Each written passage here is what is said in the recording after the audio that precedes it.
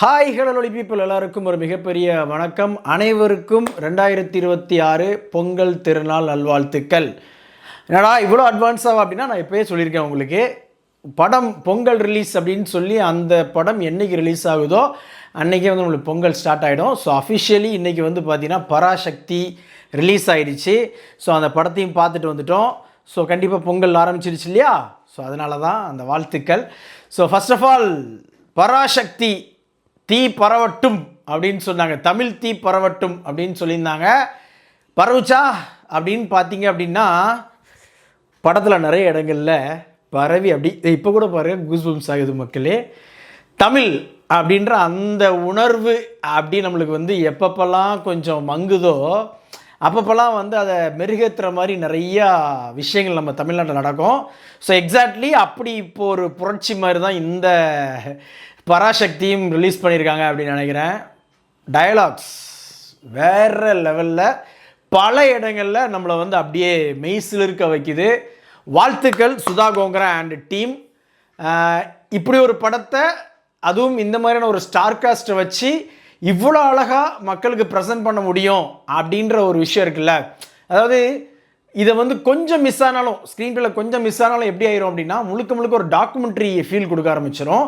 ஆனால் அப்படி இல்லாமல் ஒரு கமர்ஷியல் பேட்டர்னோட அதே டைமில் நம்ம அந்த கோர் கண்டென்ட் எந்த இடத்துலையும் பாதிப்பு வரக்கூடாது, அதே மாதிரி எதுவும் தப்பாகவும் சொல்லிடக்கூடாது அப்படின்றத வந்து ரொம்ப மெனக்கெட்டுருக்குறாங்க அப்படின்றது என்னுடைய பாயிண்ட்டு.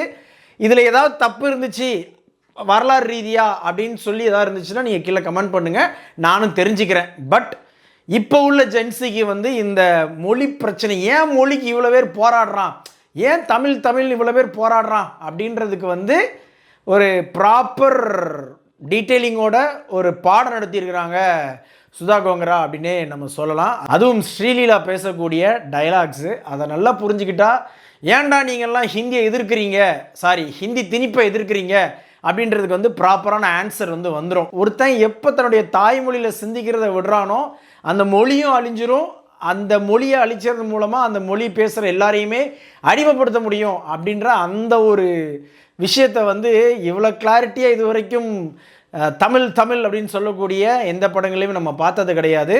அதே மாதிரி ஒரு பீரியாடிக் ஃபில்ம் அதை வந்து இதுக்கு மேலே பெர்ஃபெக்டாக நான் இதுக்கு முன்னாடியும் பார்த்ததில்ல, இதுக்கப்புறமும் நம்ம பார்ப்போமா அப்படின்றது எனக்கு கரெக்டாக தெரியல.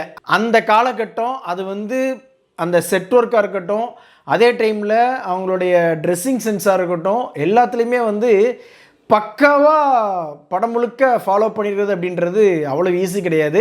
அதை சிறப்பாகவே நம்ம பராசக்தி டீம் பண்ணியிருக்கிறாங்க.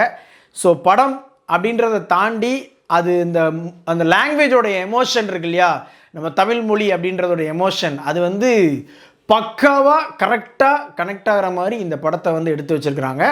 வாழ்த்துக்கள். சரி, ஓகே. இதில் ரொம்ப ஸ்பெஷல் என்ன அப்படின்னு பார்த்தீங்கன்னா எஸ்கேவோட 25th ஃபிலிம். இதுக்கு மேலே ஒரு நடிகருக்கு தன்னுடைய 25வது படம் அமையுமா அப்படின்னு கேட்டிங்க அப்படின்னா வாய்ப்பு இல்லை அப்படின்றது தான் என்னுடைய பாயிண்ட்டு. அதாவது இப்போ இவரெல்லாம் காமெடி தான்ப்பா பண்ணுவார், இவரெல்லாம் வந்து பார்த்திங்கன்னா சும்மா இந்த ஃப்ளோட்டிங் பண்ணுற மாதிரியான விஷயங்கள், ஸ்டாக்கிங் பண்ணுற மாதிரியான விஷயங்கள், இந்த மாதிரியான காட்சிகளோட தான் படங்கள்லாம் இவருடைய படங்கள் இருக்கும் அப்படின்னு சொல்லி இருந்த அந்த காலகட்டம் போய் சிவகார்த்திகேயன் அப்படின்னு சொன்னால் ஒரு மினிமம் கேரண்டி அப்படின்ற லெவலுக்கு வந்துருச்சு. கண்டென்ட்டோட மாஸ் பண்ணுறதுக்கு என்ன இருக்குது அதை வந்து பார்த்து பண்ணுறாப்புல. வாழ்த்துக்கள்யா. உண்மையிலேயே நீங்கள் நடித்த படங்களில் தி பெஸ்ட் பெர்ஃபார்மன்ஸ் அப்படின்னு சொன்னால் பராசக்தியை தான் சொல்லி ஆகணும். அந்தளவுக்கு டாப் நாச்சான பெர்ஃபார்மன்ஸ். அந்த எமோட் பண்ணுற விதம் இருக்கு இல்லையா, சூப்பராக இருந்தது. அதாவது சுதா கோங்கரா அவருடைய படங்கள் அப்படின்னு சொன்னாலே ரொம்ப ஓவர் டோஸ் அந்த மாதிரிலாம் இருக்காது, கரெக்டாக அந்த மீட்டருக்குள்ளே இருக்கும். எக்ஸாக்டாக அதைத்தான் வந்து சிவகார்த்திகனும் இந்த படத்தில் பண்ணியிருக்கிறாப்புல. உண்மையிலே வெல் சப்போர்ட்டட் பை ரவி மோகன், அதர்வா அண்ட் ஸ்ரீலீலா அப்படின்னு நான் சொல்லுவேன்.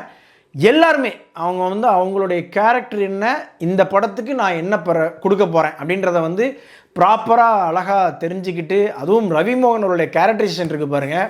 நீங்கள் அவருடைய பாயிண்ட் ஆஃப் வியூவில் பார்த்தீங்க அப்படின்னு சொன்னால் அவர் ஹீரோ, அதனால தான் வந்து அவர் இந்த படத்தில் நடிக்கிறதுக்கு ஒத்துக்கிட்டார் அப்படின்றது வந்து நல்லா தெரியுது.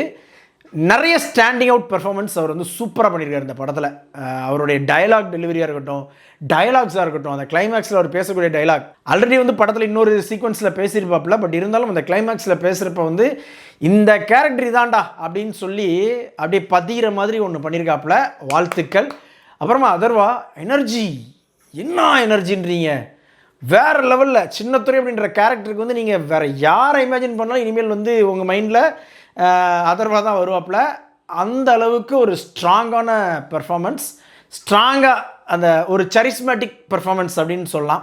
அப்புறமா ஸ்ரீலீலா, இவங்க என்னப்பா அழகாக இருக்காங்க, டான்ஸ் ஆடுவாங்க, அந்த மாதிரி தான் நம்ம வந்து எல்லாருமே மைண்டில் ஃபிக்ஸ் பண்ணியிருப்போம். பட் பெர்ஃபார்மன்ஸ் ஒரு சில இடங்களில் வந்து பார்த்திங்கன்னா டாப் நோச், அதில் மாற்றுக்கிறதே கிடையாது. அவங்க எப்படி ஆடியோ லான்ச்லாம் சொன்னாங்க இல்லையா, இந்த படம் வந்து என்னுடைய பெர்ஃபார்மன்ஸ் கெரியர் அப்படின்றது வந்து அடுத்த கட்டத்துக்கு கொண்டு போவோம் அப்படின்னு சொல்லி. ஸோ எக்ஸாக்ட்லி அது வந்து இருக்குது. கிளைமேக்ஸில் வந்து அவங்க பேசக்கூடிய அந்த விஷயங்கள் எல்லாமே வந்து சூப்பர்பு. இது வந்து அரசியல் ரீதியாக என்னவெல்லாம் பண்ண போகுது அப்படின்றது நமக்கு தெரியல. பட் அந்த காலகட்டத்தில் என்னெல்லாம் நடந்திருக்கும் அப்படின்றத வந்து ஓரளவுக்கு நம்மளை வந்து பிக்சரைஸ் பண்ண வச்சதுலேயே வந்து பார்த்திங்கன்னா சுதா கொங்கரா அவர்கள் வந்து சக்ஸஸ் அப்படின்னு தான் சொல்லுவேன். டெக்னிக்கலாக படம் வந்து பயங்கரம் ஸ்ட்ராங் மக்களே. அது ரவி கே சந்திரன் அவர்களுடைய கேமரா ஒர்க்காக இருக்கட்டும், நம்ம ஜிவிபி அவர்கள், ஜிவி பிரகாஷ் அவர்களுடைய 100வது படம், இல்லை தாறுமாறான வேலை.